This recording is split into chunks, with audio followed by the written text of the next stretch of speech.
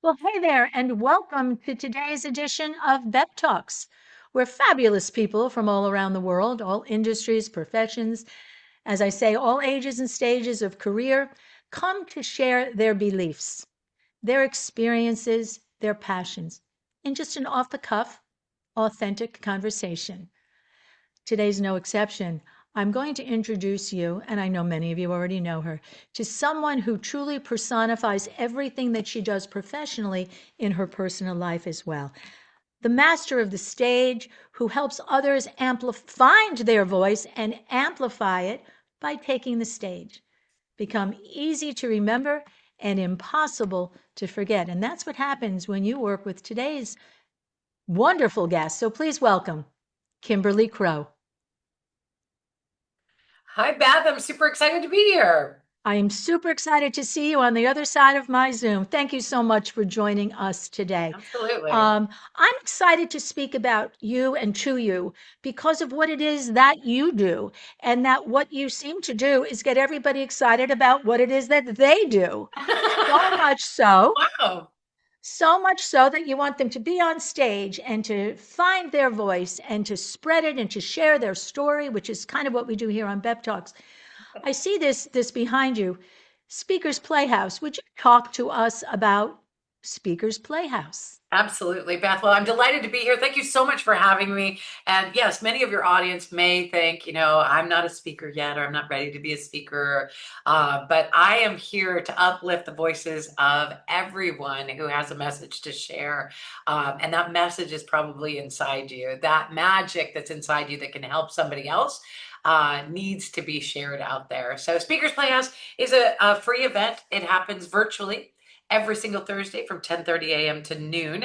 It's the best 90 minutes of your week, and you have a chance to be able to come on, and the stage host will come to the mic and share the name of their stage, the types of guests they're looking for, and how to quickly and easily apply for their show. So it's a connection opportunity to find stages and speaking opportunities. If you're a stage host, of course, it's also bragging rights to be able to talk about your show and come on and share that. And then during the event, we give away a program that's beneficial to a different program every week from one of my joint venture partners. And so it's sort of like a surprise every week of what we're giving away. You get one, and you get one, and you get one, like Oprah. And everybody gets some sort of major gift during the event. And then at the end, we have everybody come up to the mic and share their name, what they want to speak about, and the types of audiences they'd ideally like to get in front of. So it's a great networking event, but you get a chance to take the stage. And so it's not just breakout rooms where you're passing cards. What do you do? What do you do? And trying to sell each other stuff. It's really about the stage connection. So you have an opportunity to brag about your stage or get on other people's stages. Practicing it right in that moment. I'm sorry, I didn't catch that. Practicing being on stage right in that moment. Yeah, yeah. So you get it. We'll bring you up to the mic in a very structured way. We'll share with you like how to introduce yourself. And if I would demonstrate being a speaker, I would say, I'm Kimberly Crowe, and I speak about the 4 types of stages every entrepreneur should get on. And I'm looking for stages in front of coaches and authors, and my information will be in the chat. And so they get to share what they speak about and come on the mic and just do a little not a full presentation, but a little introduction. And same with the stage host. So I might say, I'm Kimberly Crowe. I have a stage called Speakers Playhouse. We're looking for speakers and authors to come and share about their stages or their speaking opportunities. And our audience is full of coaches and healers, and my information is in the chat. So it's kind of this big exchange of stages and speaking opportunities. And a lot of people will have booked hundreds of stages just by coming to Speakers Playhouse every week. We've been doing it now for coming up on 5 years as we're recording this. Wow. And then it's every Thursday, 9:30 to noon. What time zone are we in? It's 10:30 to noon Pacific. 10:30 to noon 10:30. Pacific time zone. Yeah. 10:30 to noon Pacific. I'm writing that down. I think there's like a misnomer maybe about I'm just here waiting to be discovered, and I hope somebody finds me. What a wonderful path to just go and put yourself on stage and have yourself be discovered in that decision to do that. And then, as you said, people have booked thousands or hundreds, I think you said, of Hundreds, yeah. stages to Yeah. speak on. Yeah.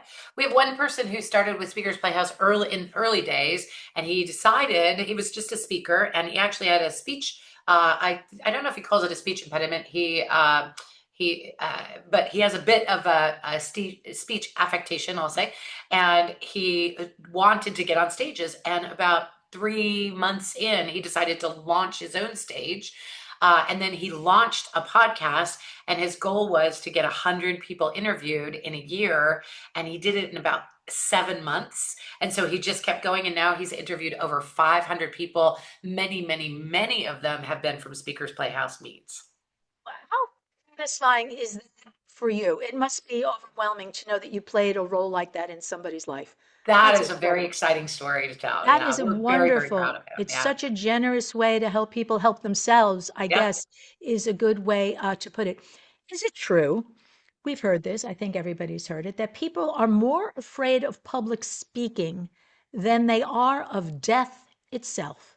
That's true, which means that you'd rather be in the casket than giving the eulogy, which is a little weird, right?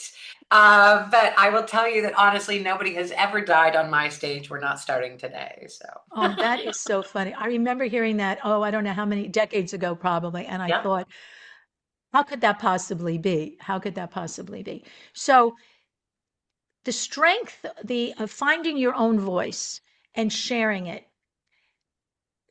does it always have to be about being on a stage? Is it also just about building the confidence in who you are, what you do, and how you do it? Wow, that was two. I have two answers to that because the first half was really interesting. First of all, being on stage doesn't necessarily have to be about you at all. If you think about it in terms of, I'm not here for me, I'm here because other people needed to hear this message. I'm here because if you help women over 50 overcome menopause issues or whatever, it's not about you anymore, right? It's about the people that you can potentially help. And if you don't get on stage and share that, then somebody who needs your message is going to hear it from somebody with half your talent and twice your price. And that's Oh, not the way the world is supposed to work. So, with the advent of Zoom and the opportunities to get on stage that we have now, there's so many ways that you can get in front of people. So, when you say, getting nervous about getting on stage, I totally understand that. And then you actually had a follow up question. I was like, I got to answer that one too, but I don't remember what it was about. oh my goodness. Well, we'll just go on then. So you yourself have been on over 5,000 stages. Um, I have to imagine knowing you just very, for not a long time, but just capturing your energy makes me feel like I know you. And that's one of the great benefits of being a great speaker and taking a stage, even just like this, one to one, and being able to exude your energy and share your personality, which you totally come to life, that there's such a great benefit in that. Yes, I think people often fear being on the stage, and that fear is very, very chemically real happening in your body, right? Ooh. So I know that there are many coaches out there who will say, well, just get over it or ignore it or pretend they're all in their underwear. Well, if I was imagining my audience in their underwear, I'd be more uncomfortable than they are. Like it would be worse, right? So I don't think that that's really useful advice. But one thing that I can tell you is that that chemical reaction that's happening in your brain is of fear or nervousness. It makes you feel like your stomach is doing flip flops or your breathing is getting faster, or maybe your throat's closing up or your ears are spinning, your head is spinning or your ears are ringing. And those are all real things happening. So saying just ignore it isn't very helpful. However, if you think of that in terms of excitement instead, your brain can believe that you are excited instead of afraid because those same chemical reactions, those same feelings are true for being excited. So I get on stage and my stomach is doing flip flops because I'm excited, or my breathing's faster because I'm excited, or my throat's closing up because I'm excited, or my ears are ringing, or my head is spinning because I'm excited. And so oftentimes, in fact, I go back, I say, every once in a while I'll say this, but it's true. Almost every time I get on stage, I say, I'm super excited to be here. And it's true, but it's not nerves at all in this. It's really just excitement. So that's my tip for you is if you're Just saying that, nervous. doesn't just saying that and hearing yourself say that a lot create that excitement? Yeah, It not forces it, but makes it possible. So many people say, I want to be on a stage, but don't know how to get started. For people who, I'm not sure what my message is, I'm not sure what my story is, I don't really have a platform. I'm not really trying to necessarily promote something for monetary exchange, but share a message, as you say. What are some of the ways that you can encourage them to take that first step? that's a great question. And my advice to everyone is get on podcasts. Podcasts are a great way to sort of break into it because you're not in front of 100 people or 1,000 people. You are simply talking to another wonderful human being like Beth Johnston and being able to have a conversation with them that's a natural conversation. And the beauty of getting on podcasts is that the more you talk about what you love, the more you discover it for yourself. Yes. What do I really want to talk about? What's my real message here? And when people ask questions, that's this indicator that that there are things that that other people don't, and we don't often tap into that. The first time I ever taught a class on how to launch a business, when I was in that phase of my life, I had this whole lesson plan for 6 weeks planned out, and my mentor said, why don't you ask them what they want to learn? And I thought, oh, I can't do that. That would be too scary. Like I need to know. I'm the expert here. I need to be able to teach them. Why am I asking them what they want to learn? And I took the note and I took a deep breath and I did. And I asked people at the very beginning, I was like, I have a whole agenda, but before we get there, tell me what you want to learn. And they asked these questions like, Kimberly, you have a Facebook group. How did you start it? Well, I wouldn't have taught that, but now I'm going to, right? Like, okay. And they Right. were like, yeah, you do things on Meetup, don't you? That gets people like in a room with you. How do you start a Meetup group? And I was like, oh, I have Oh, things that I know that other people don't know that I can teach that are valuable. And instead of being all up in our head, like, oh, I don't have enough to teach, or I'm not really an expert, we are in our own way. Only those of us who have lived this life are capable of explaining what happened in our life, right? So that's my message to you. If you feel you're not ready yet, or you're nervous, get on a podcast, have a conversation with somebody wonderful, and I will just say, not only Beth, because you are wonderful, but there are many wonderful podcasters out there who want to help you, that are not there to trip you up or make you look silly. They're there to make you look like the expert that you are. yes, yes, of course. And I can only see doing it that way. Yeah. That's relationship building. And you made a point, and I teach this in my course also about the lesson that you learned about ask people, Yeah. share. Yes. Yeah. They will tell you if you honor them by asking them. Yeah. And in sales training, what I do is say, don't assume that everybody wants to hear just what you want to say and what you think is necessary for them to know. Ask, ask, always seek knowledge. And Ooh, in their sharing it, you do learn a lot yourself, and it empowers you for the next time you're taking your first step up onto another stage. yeah. You mentioned Beautiful. earlier the four stages to be on. There are four types of Yeah. stages. What are they? So the first one is a speak to sell stage. And those are where you get on with the intention of leading somebody to a program, product, or service. And that can just be an introductory. So, what I recommend from all speak to sell stage is give them a natural next step from that stage. So, if you are doing a podcast, maybe the natural next step is check me out on LinkedIn, or go to my website, or grab my freebie at giftfromkimberly.com, or whatever it is, and just something easy for them to take a natural next step with you. They may not buy your $25,000 coaching program from a podcast, but they will take a natural next step if they're your right people. So a speak to sell stage, the way to monetize from that one is to make sure that you have a proper natural next step. And that can be if you're in a room where there's a lot of selling going on and you're offering your book or you're offering a 6-week course for $197 or whatever, that may be a natural next step. And then you're making sales from that stage. But every talk that you give that's a speak to sell stage should lead them to something they can do next. Ready for number two?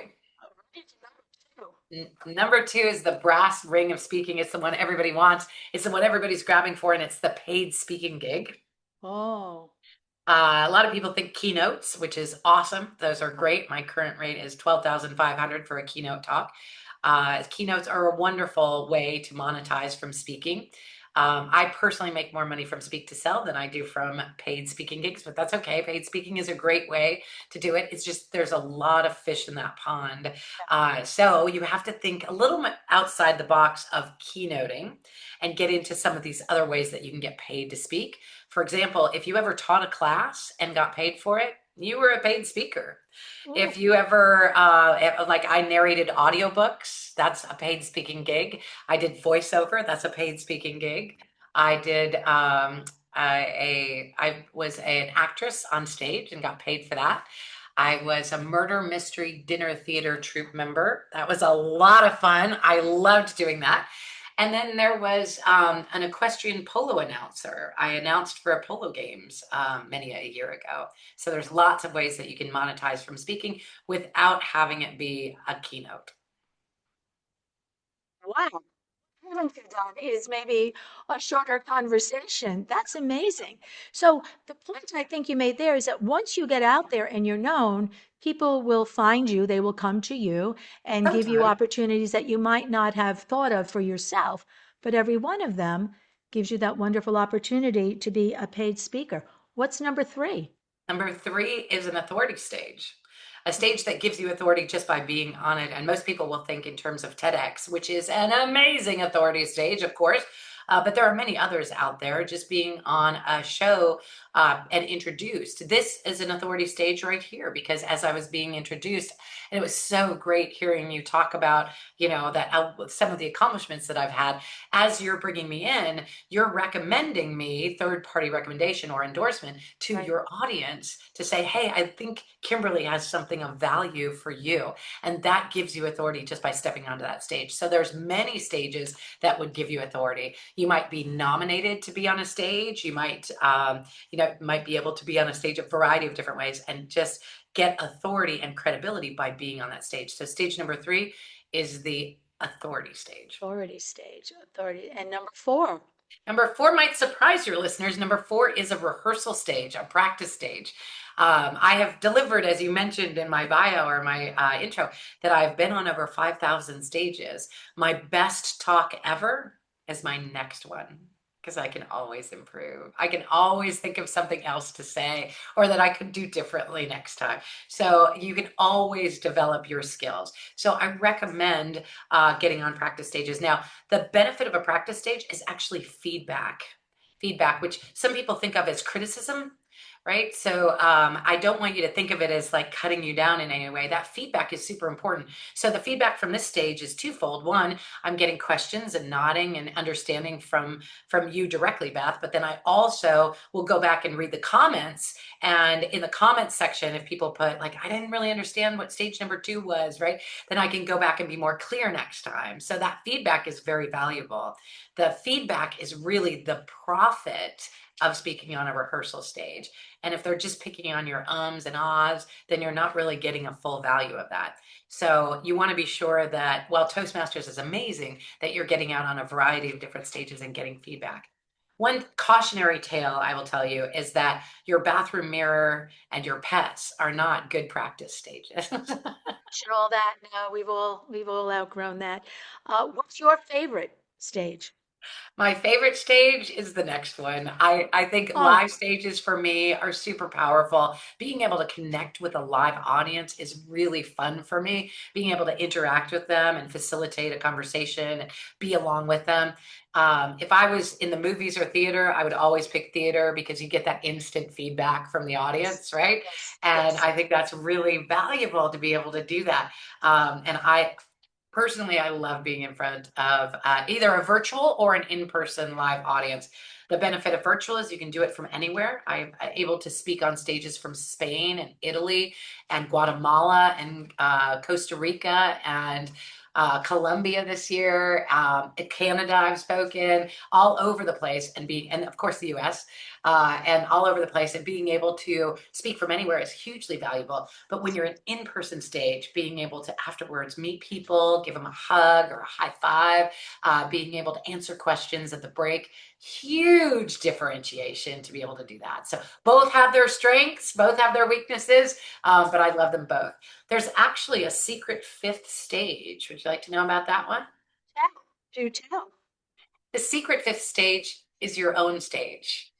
Your own stage. And Beth, you've got one, right? You created an opportunity for other people to come out and share their message with the world and be able to shine on your stage. But people get to know how amazing and beautiful and talented you are because they're seeing you week after week after week on your podcast. Creating a stage is one of the most powerful things you can do to grow your authority, credibility. You can make it any kind of stage that you want. It could be an authority stage because you're bringing on experts. It could be a stage that you do speak to sell because you can make an offer. It could be a stage that is a paid speaking gig because you could charge for the privilege of being able to watch your show. Or it could be a rehearsal stage just for practice and just for fun. So I have a stage, yes, the BEP Talks podcast. Your energy is so authentic and so contagious that I know that everybody who will be listening and watching this is going to say, I want to be on a stage. I want to be on a stage.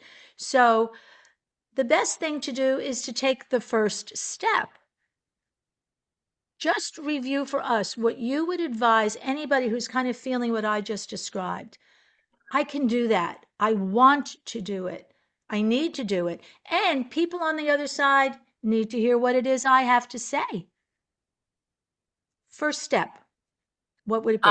Get on a podcast. If you don't know where a podcast is to get on, or you don't know how to approach a podcaster, come to Speakers Playhouse. You can come and meet probably 10, 20, 30, 40 different stage hosts that are all actively looking for speakers to be on their stages. So if that's the case, you don't have to chase after somebody. You can come in, find out which stage is right for you, and then reach out to that stage host directly and introduce yourself and book a speaking spot.